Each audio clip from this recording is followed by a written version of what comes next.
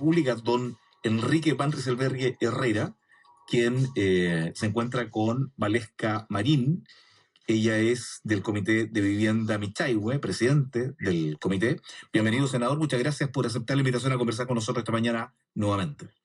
Muchas gracias, Pepe. Una alegría estar en contacto contigo y a través de Radio El Conquistador con nuestra gente del Gran Concepción. En este momento estoy en la entrada del camino a Chome. Oiga. ¿A Chome?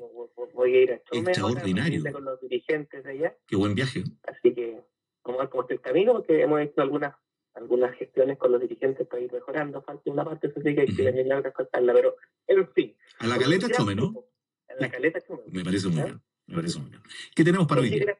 Sí, hoy día nos acompaña, como bien lo adelantaste, una destacadísima dirigente de la comuna de San Pedro de la Paz.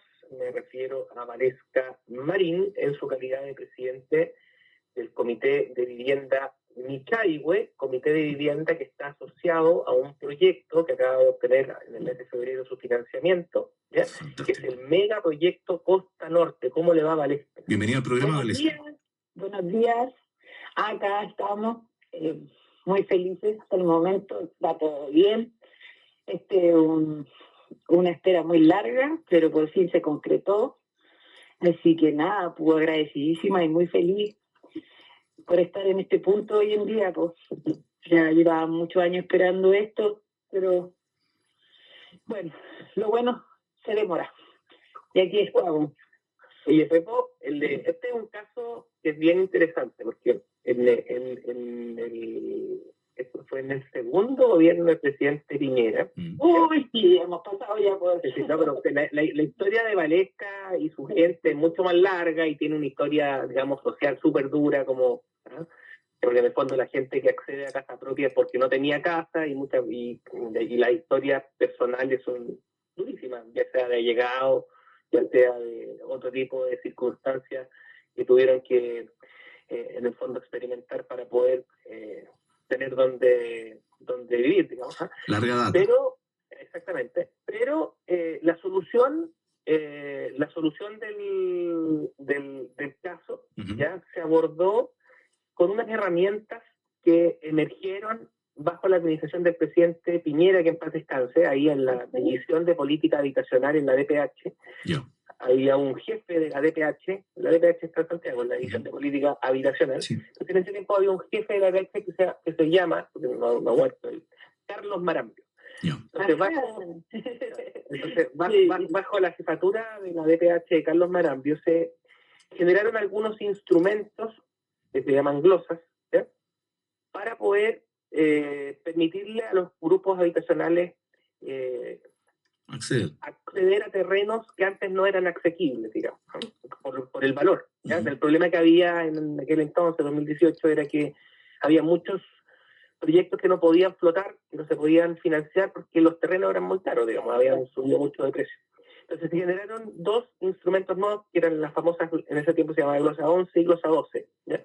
Que permitían finalmente acceder a terrenos de un valor más alto que estaban que estaban bien ubicados, digamos, ¿no? Para no mandar a la gente para no tener que generar proyectos en las periferias, donde los proyectos eran más baratos. Entonces, en este caso en particular, ¿dónde queda su terreno actualmente, mi querida Valesca? En un lugar privilegiado de acá de San Pedro, pues. ¿Dónde? Entre Lomas y Aule. Entre Lomas y Aule. ¿Que esto queda cerca del edificio Ola? Sí, correcto. Quería preguntar si es que cerca del mar. Maravillosa, ¿ya? Sí, exactamente. Donde hay puros proyectos en el fondo privados, de alta plusvalía y de integración social. Entonces, este es un proyecto social, pero con olor a clase media, pero 100% social, porque no es un proyecto de integración. Pero está rodeado de proyectos privados y de integración social, digamos. Y el perfil de la obra arquitectónica es también de perfil de clase media, digamos. Entonces, ese terreno se logró comprar con cargo a lo que en aquel entonces se llamaba Glosa 11, con cargo a esa nueva partida financiera. El Serviu logró comprar ese terreno y asociarlo a este proyecto habitacional que estaba en el fondo reservado para este grupo de personas que eran de Michaihue, por eso se llama Comité de Vida Michaihue, que tenían un historial de vida particularmente duro. ¿Bien? Ahora, entre medio ocurrieron todas las cosas complicadas que tenían que ocurrir, digamos, malos entendidos. Ahí en algún minuto me fui de capotera, un periodista que no me va a decir quién fue, dijo que yo era un cuentero, ¿ya? Un no periodista. Un no periodista. Un no periodista, digamos, con información parcial, se la agarró conmigo injustamente, ¿ya? Pero bueno, logramos sortear esos vientos, ¿ya? Y finalmente el tema continuó avanzando y se logró comprar el terreno antes de que terminara el gobierno del presidente Piñera. Después, en el fondo, después vino la situación del 2019, después vino la situación de la pandemia, así que ahí también hubo dificultades en el mundo de la empresa, ¿ya? Pero muchas dificultades en el mundo de la empresa, cambios de administraciones, etcétera, ¿ya? Pero finalmente, a pesar de todo, el 12 de septiembre del año pasado se obtuvo la calificación definitiva del proyecto ¿ya? Que le permitió concursar por los subsidios, y en febrero de este año, específicamente el 19 de febrero, el 19 de febrero,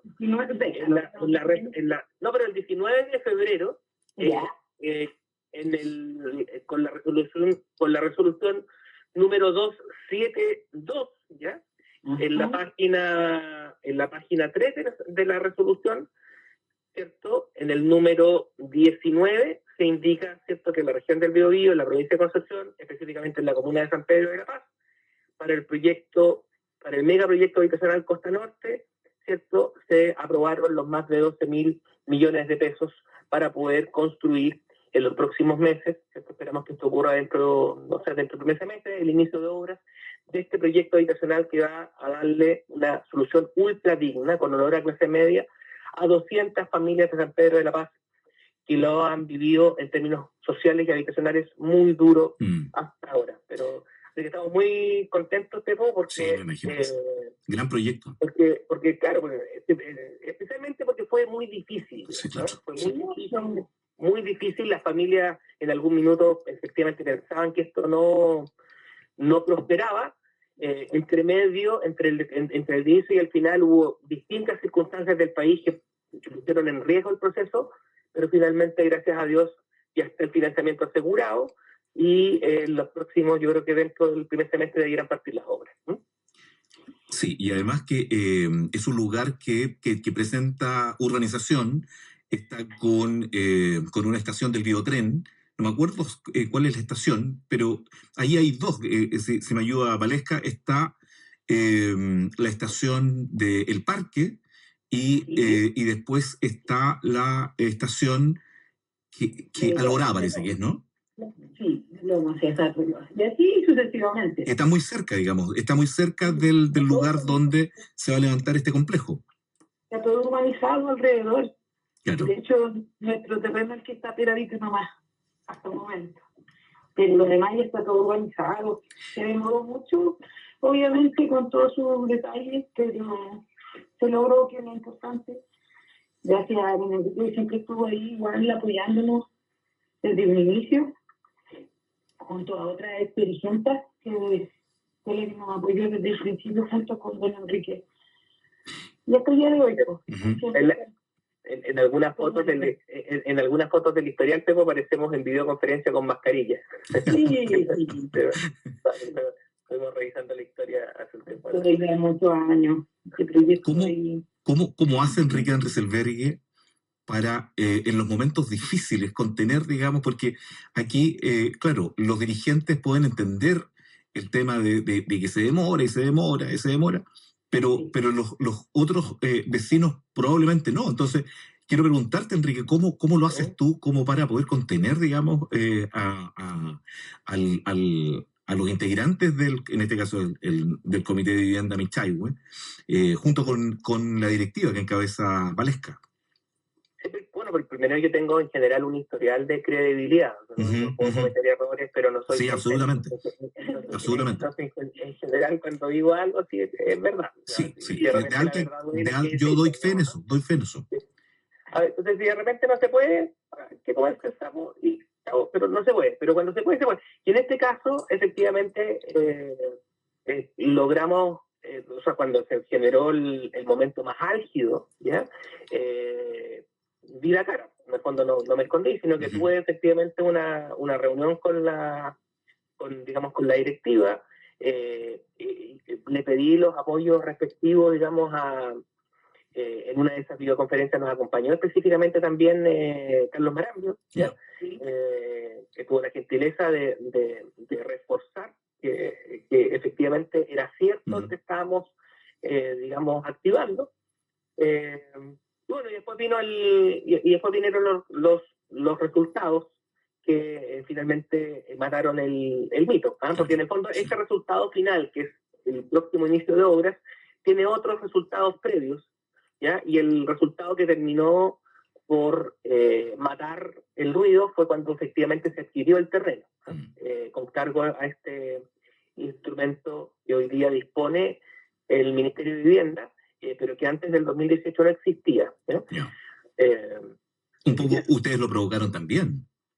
Sí, se provocó en el fondo lo que ocurrió es que cuando asumió el segundo gobierno del presidente Piñera, la realidad habitacional era tal que habían muchos comités que no podían acceder a terrenos bien localizados porque los valores eran muy altos. Entonces ahí se generaron nuevas políticas públicas para permitirle a los comités de vivienda, ¿ya? Acceder a soluciones habitacionales en terrenos que no estuvieran necesariamente en la periferia, ¿no?